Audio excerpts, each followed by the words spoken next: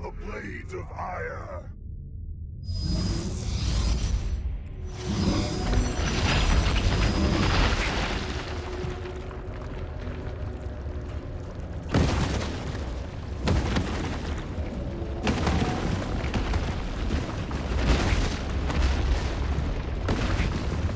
As you can see, StarCraft is still a game where large armies battle against large armies.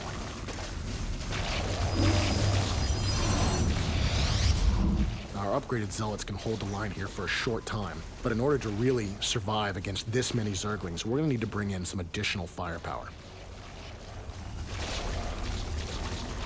These are the Colossus.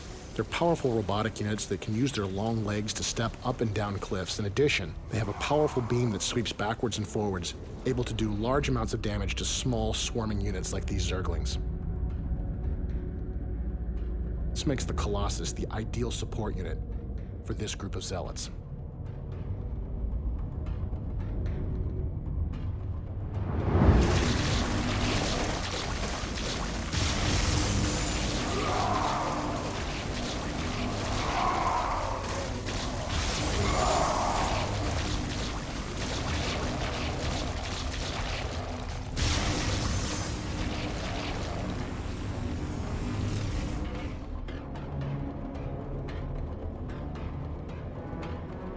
We are the blades of ire.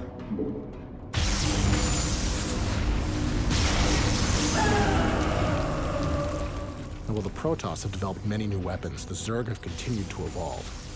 These Zerglings are mutating into Banelings. These small, suicidal creatures are filled with explosive chemicals and corrosive acids. Makes the Banelings very potent against zealots that have no defense, and even dangerous against the mighty Colossus. You can see our last Colossus here is forced to run, try to get to high ground in order to survive.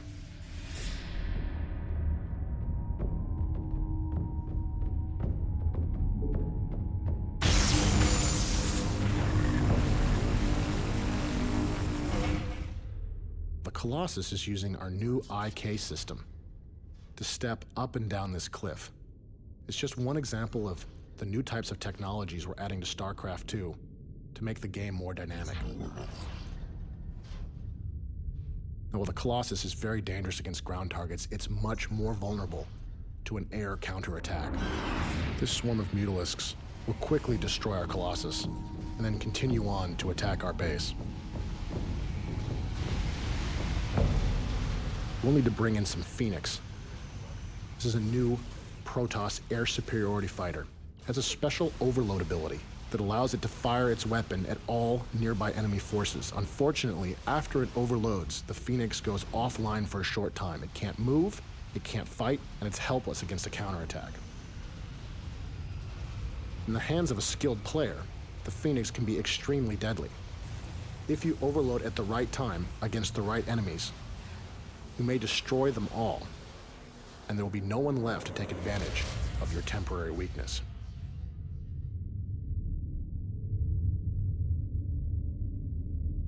Time for battle. Understood. We've done a lot of work on our terrain here in StarCraft II. We've got our space platform here, and you can see we've also got a lot of great doodads in this environment, some wonderful texture work. You notice we've got a planet there in our deep sky in the background. There's some asteroids floating in the distance. This is just one example of the types of environments we want to create for StarCraft II.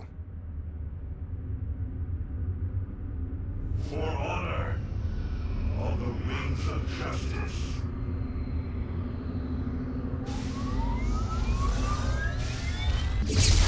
While the Phoenix are very powerful against small flyers like Mutalisks, they're much more vulnerable to heavily armed and armored targets like these battlecruisers. They just don't have the firepower to cut through that thick Terran armor.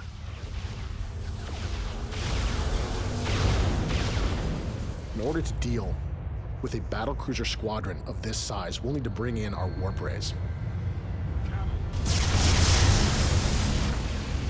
The warp ray is a specialist Protoss flyer that does additional damage the longer it fires at a single target. This makes the warp ray very potent against heavily armored targets.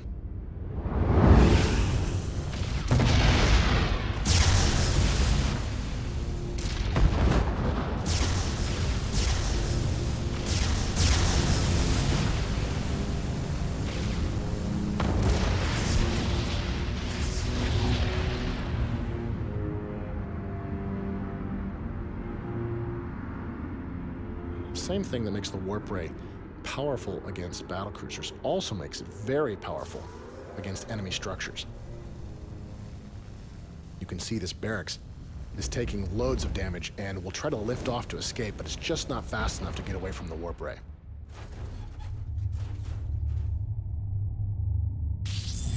All right, you alien freaks. You made your choice. Now you're gonna pay the price.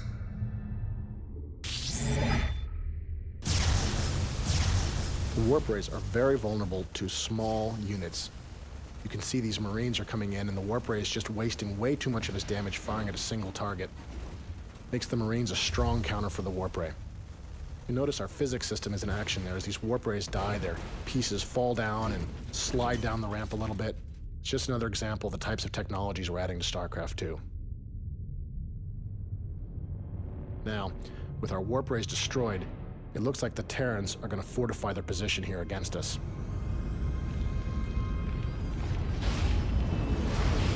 As we approach the end of our demo here today, there is one last unit we'd like to show you. Now our foes will feel the power of the Protoss.